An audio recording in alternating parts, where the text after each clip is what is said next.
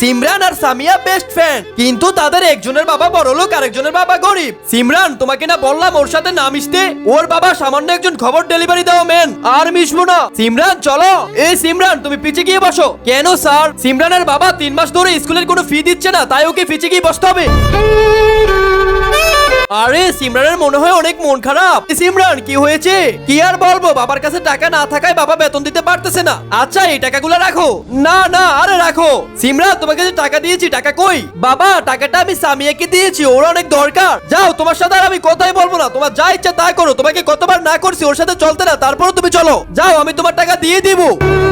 হা হা হা, বার্থডের দিন কেউ এসব জামা কাপড় পরে আসে? তার আগে তোমরা যদি চাও তোমাদের মা বাবা তোমাদের সাথে সারা জীবন থাকুক, তাহলে তোমরা ভিডিওতে লাইক, চ্যানেলটি সাবস্ক্রাইব করে দাও। শুধুমাত্র তারাই লাইক সাবস্ক্রাইব করবে যারা মা বাবাকে মন থেকে ভালোবাসো। ইমরান, এই নাও, এই জামাটা তোমার বার্থডে গিফট। যাও যাও, এই জামাটা এখনই তুমি পরে আসো। এই জামাটা তো আমি সিমরানকে গিফট করেছি কালকে, ও আবারও ওকে দিয়ে ফেললো। সিমরান!